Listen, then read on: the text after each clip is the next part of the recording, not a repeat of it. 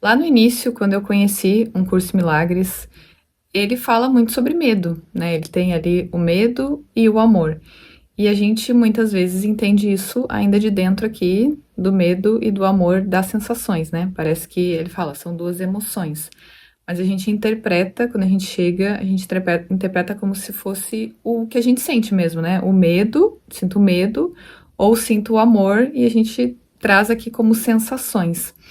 Só que logo eu fui compreendendo, né, de que ele estava falando de sistema de pensamento. Ele não estava falando de sensações do corpo, sentir. Quando eu tô sentindo medo, eu tô me vendo na ilusão, e quando eu tô sentindo uma satisfação, uma alegria no corpo ainda, então isso seria o autorreconhecimento, eu estaria me reconhecendo no ser, no verdadeiro ser. E ele não tá falando de uma pessoa sentindo coisas, ele tá falando de uma identificação de existência, né? A consciência se identificando com um sistema de pensamento, né? Uma forma de pensar, uma mentalidade que lembra que é Deus, né? É o próprio Deus, ou uma mentalidade equivocada da sua existência que pensa que é um limite, né? Que são formas, que é algo diferente do que Deus criou, né? É uma coisa que acaba, que falha, que termina, que morre, né? E automaticamente, identificação com um corpo é medo, né? Qualquer senso de indivíduo aqui, ó, que eu diga, que traga um autoconceito, que traga algo que seja dividido não. Ai, meu Deus, fugiu a palavra. Indivíduo, né? Que seja aqui, ó, individual, é medo, né? Então, o medo, ele são todas as imagens, tudo representa o medo aqui, né? Um passarinho é medo, assim como uma barata é medo, assim como um gatinho fofinho é medo. Qualquer coisa representa o medo, porque o medo é isso, é essa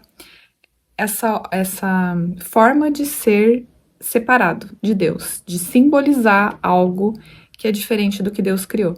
Então, automaticamente, tudo é medo. Amor não tem nada a ver com o mundo não representa o amor, porque o amor é uma coisa única, é uma unicidade. Então, nada aqui representa a unicidade, tudo representa a dualidade.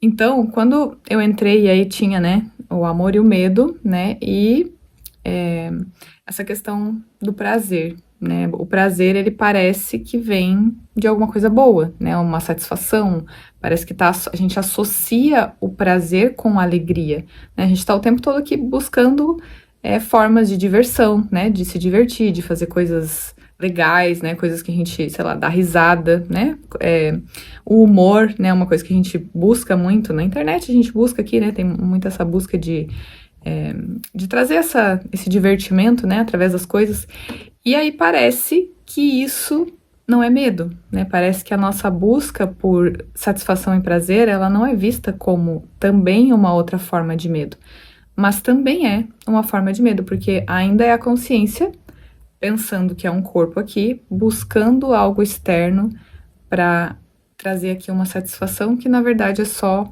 um alívio de não olhar para esse medo, né? Toda busca aqui, ó, toda forma de tentar encontrar uma paz, tentar encontrar uma completeza, alguma coisa que me traga, né? Ó, que eu tenho eu aqui e uma coisa lá que tá me causando aqui uma coisa boa.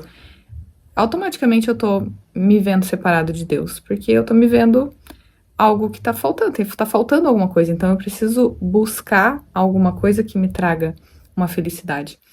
E aí tem um texto que Jesus fala sobre esses sonhos que a gente chama de bons, né, que eles também são uma forma de medo. E aí ele fala assim, ó: os sonhos dos quais pensas gostar te atrasam tanto quanto aqueles nos quais o medo é visto, pois cada sonho não é senão um sonho de medo.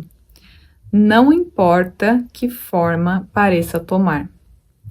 O medo é visto dentro, fora ou em ambos os lugares, ou pode estar disfarçado em uma forma agradável, mas nunca está ausente do sonho, pois o medo é a matéria-prima dos sonhos, da qual todos são feitos. A depressão ou a agressão tem que ser o tema de todos os sonhos, pois são feitos de medo. O leve disfarce de prazer e de alegria, no qual podem estar embrulhados, apenas encobre ligeiramente a massa pesada de medo que é o seu núcleo. E é isso o que o milagre percebe e não o invólucro no qual está preso. Quando estás com raiva, não é porque alguém falhou em cumprir a função que tu lhe atribuíste? E isso não vem a ser a razão pela qual o teu ataque é justificado? Os sonhos dos quais pensas que gostas são aqueles nos quais as funções que atribuíste foram cumpridas. As necessidades que estabeleceste para ti foram preenchidas.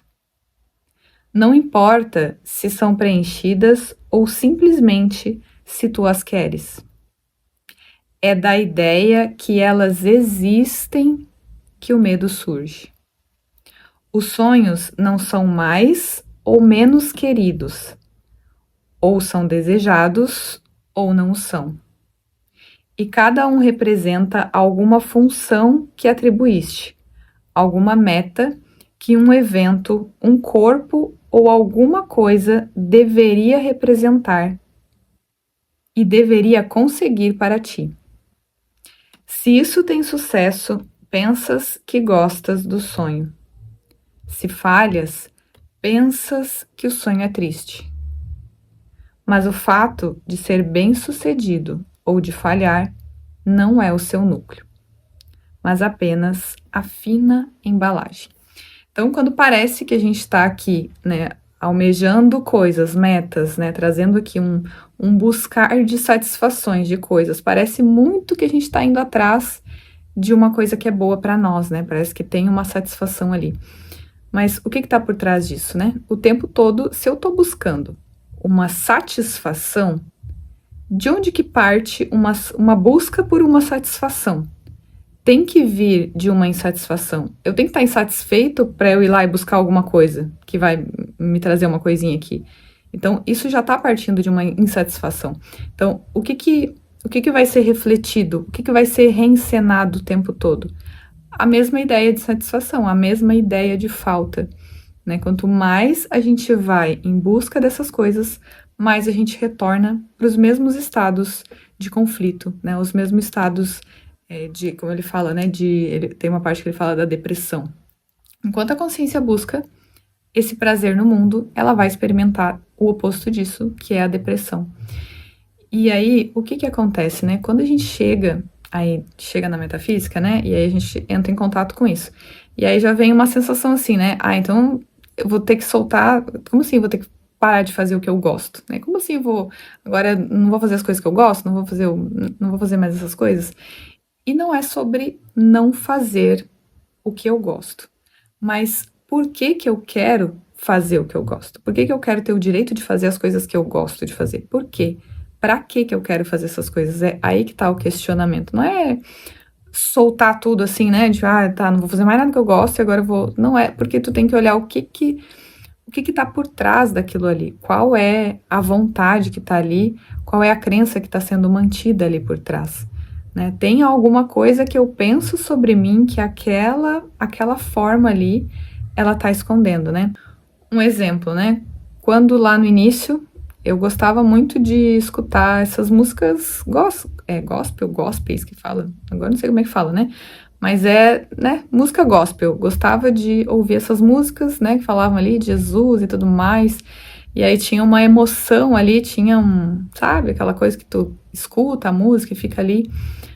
Eu gostava muito daquele, e até vinha emoção, né? Vinha uma emoção ali, vontade de chorar, uma coisa. Parecia que era muito espiritual, assim, né? Parece que é uma coisa muito nossa, parece que tu tá entrando em contato com Deus e com Jesus e com o Espírito Santo, e tu tá aquela coisa, né? As igrejas evangélicas têm muito isso, né? Esses louvores e essas coisas, e parece que aquilo Deus tá ali, né? Só que, o que é a emoção? O que é a emoção? A emoção é uma forma da consciência usar o corpo aqui para dizer que a vida está dentro dele. Então não importa se é uma emoção aparentemente ruim ou se é uma emoção aparentemente boa, porque esse bom é só para esconder o que é o medo, né? É só para esconder isso. Então, quando eu tava ali experimentando essas sensações que parece que eram gostosas, assim, de ouvir as músicas, o que estava por trás disso, né? Como que eu estava me vendo para ter aquela emoção? Porque a causa não está no externo. O externo não faz nada. A causa, ela é a interpretação a partir das crenças, né? Que vem lá de culpa, medo e punição, e daí vem essas outras crenças aqui: rejeição, inferioridade, não merecimento, a ideia de falta, de ser sem valor. Então, alguma coisa tá ali, alguma coisa que eu penso sobre mim tá ali, que faz com que eu experimente isso. E chegou um momento em que eu vi assim, ó, o que tá por trás aqui? Como que eu me vejo? Eu vejo como se tivesse essa ideia do salvador, né? Como se fosse assim, alguém vai me salvar. É uma esperança, uma coisa como se eu estivesse chegando, uma coisa como se eu estivesse sendo acolhida, né? Um acolhimento assim, nossa, como se tivesse Jesus me abraçando ali. Então, era essa sensação de ter alguém ali, um acolhimento, uma ajuda. E o que está mostrando sobre mim? O quanto eu me vejo pequena, fraca, o quanto eu me vejo inferior, o quanto eu me vejo algo totalmente diferente daquilo lá que está sendo valorizado, que está sendo visto como algo, né, muito maior do que eu. Então, eu tô atribuindo aqui, ó, o existir, e aí parece que é uma coisa boa, né? Parece que é uma coisa gostosa, parece que tá ali, só que é só, o que ele fala nesse texto aqui, né? É só uma fina embalagem, né? Então, a consciência, ela não pode se confundir com essas finas embalagens de várias, diversas, mil formas que parecem tomar, né? Quando a gente tá, sei lá, assistindo um vídeo engraçado, sei lá, uma coisa que parece que tem um humor ali, né? Parece que tem uma coisa que é engraçada, mas para eu estar experimentando, tem alguma coisa ali. Não é sobre achar graça ou não achar graça, né? Mas observar assim, ó, na sensação, o que tá refletindo sobre mim aqui, ó? O que eu penso sobre mim que tá sendo refletido nisso? Será que é graça mesmo? Ó, uma das formas que eu já observei, sabe quando as pessoas estão se ferrando? Sabe quando tem ali sei lá, se as pessoas fazem esses vídeos na internet e elas estão ali se ferrando mesmo, acontecendo alguma coisa e tu acha graça. O Domingão do Faustão, né? Quando tu olha o Domingão do Faustão, olhava, né? Aquelas cacetadas, né? E achava graça e tal. Por quê? O que aquela imagem ali representa? Ela representa alguém que tá sendo inferior. Ela tá... tem alguma coisa ali que tá sendo menos, ó. E aí, por que eu acho graça? Porque eu me sinto melhor, ó. Tem alguém lá que tá se ferrando mais, então eu tô, né, pra eu esconder aqui as insatisfações que eu sinto, que eu penso sobre mim, aí vem alguma coisa que eu olho lá pra fora e eu digo, ó, aquilo lá tá pior do que eu aqui, então eu tô melhor, então a graça vem disso, né? Porque pensa bem, gente, pensa a gente achar graça assim, na lógica, né? Pensa na lógica, assim, uma pessoa vai lá e se quebra, né? Cai na tua frente, se estatela no chão ali, né? Por que tu vai rir de uma pessoa que tá se machucando? De uma pessoa que tá passando por uma coisa que tu não gostaria de passar? Qual é a graça disso? Então, tudo vem de crenças. E enquanto a gente não questiona esses gostosinhos, essas coisas boas, a paz de Deus, ela não é experimentada. A paz, ela é algo que ela tá além de qualquer oscilação aqui das emoções, né? A lição de hoje, ela fala sobre isso. A lição de hoje é a lição 230, e ela diz: agora quero buscar e achar a paz de Deus. Ele fala assim, ó, na paz fui criada, criada não, criado, na paz fui criado, e na paz permaneço.